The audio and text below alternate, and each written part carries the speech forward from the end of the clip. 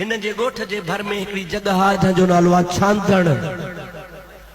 मुंहिंजा दोस्तो अदीजो, उन छांदण में हिकिड़ो बलोच लगारी रहंदो हो, माल चारींदो हो। मुल्क खुलियल हूंदा हा, ब्रेड जो ज़मानो कोन हो। हिकिड़े ॾियारे वो फ़कीर साहब पंहिंजी कुहाड़ी कुल्हे ते खयूं, बरोच के नमूने सां माल बीठो थो चारे।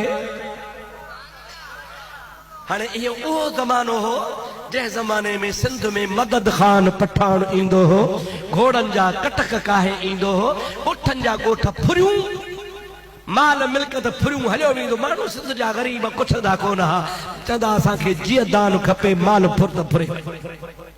मुंहिंजा दोस्त अदीज़ो, फ़कीर साहब बीठो आ, माल बीठो चारे। मुल्क में मदद खान जो खौफ हुजे, हेॾो ओचितो हज़रत पीर साईं मोहम्मद राशिद का दावत वठो, पंहिंजे जमात सां ला इलाहा इल्लल्लाह जो ज़िक्र कंदा पिया चल।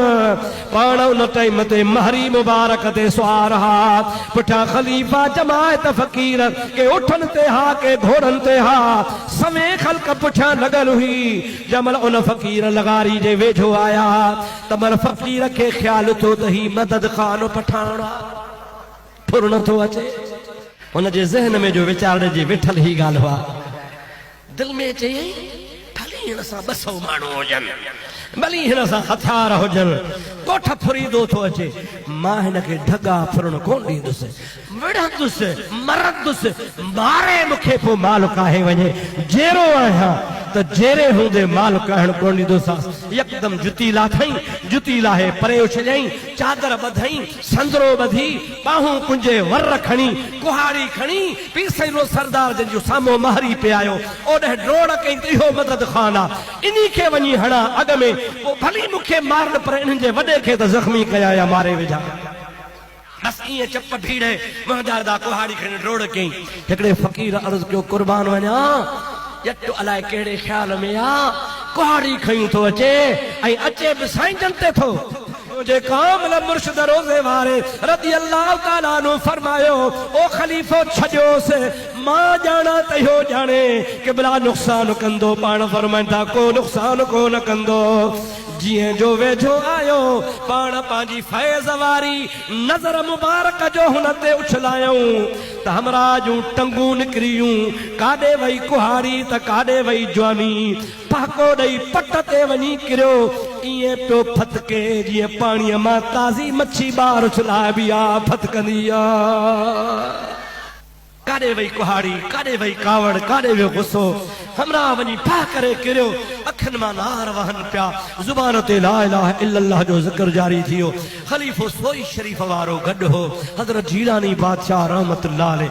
पाण ख़लीफ़े साहब ने निहारे चवनि था, ख़लीफ़ा साहब जी क़िबला, पाण फरमाइनि था शिकार असांजो आहे, सीरतूं विझेसि।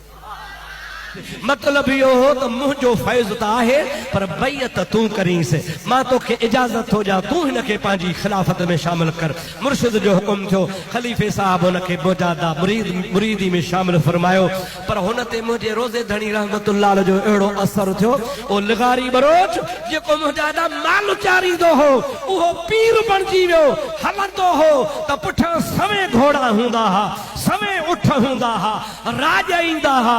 इलाइक़े जे पीरनि जे पुठियां एतिरी ख़ल्क़ कान हुई जेतिरी सोई वारे जे ख़लीफ़े जे पुठियां ख़ल्क़ हूंदी, पर हिकिड़ी हुन जी आदत हुई, हिकिड़ी कहिड़ी, पंध हले, घोड़े ते हले, उठ ते हले, कीअं बि हले, पर बाह हीअं कंदो हलंदो हो, प्यादल हले त बि बाह हीअं कंदो हले, जे घोड़े ते चढ़े त बि बाह हीअं कंदो हले। ओ मुंहिंजा दोस्तो अज़ीज़ो, माण्हू चवंदा क़िबला इहो छा थो करी, आखे क्या करा, अपने मुर्शिद भूरल को मैं इही रंग च देखा।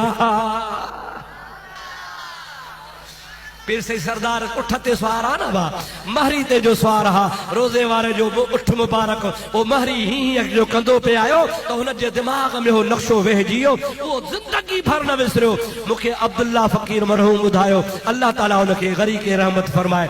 अब्दुल्ला फ़कीर फरमाए त मुफ़्ती साहब, हुन फ़कीर जी ज़िंदगी में त इहा हालत हुई, पर मशहूर इहा त मरी वियो त कफ़न खां ॿाहिरि मूंखे ॿुधाए अहिड़ो फैज़ कंहिंजो थी सघे थो। इहो कामिल मौजो मुर्शिद हज़रत महबूब रोज़े वारो हो जंहिं लक़द कान लकुम फी रसूलिल्लाह उस्वतुन हसना, इन जे मथां मुकम्मिल अमल करे ॾेखारियो। हबीब जे सुन्नतुनि ते अहिड़ो अमल कयो रोज़े वारे, उन नक्शे खे अहिड़ो चिटियईं जो पाण फना फिल्लाह फना फिर रसूल थी चुका हा। सदुर सूरत, सदुर सीरत, सदुर चेहरो, सदुर उथण, सदुर वेहणो बिल्कुलु नबी करीम अलैहिस्सलाम जे ज़ात बाबरका जो नक्शो हो। अॼु ताईं उन जो फैज़ आ, मुंहिंजो त ईमान आ, क़यामत फैज़ हलंदो रहंदो।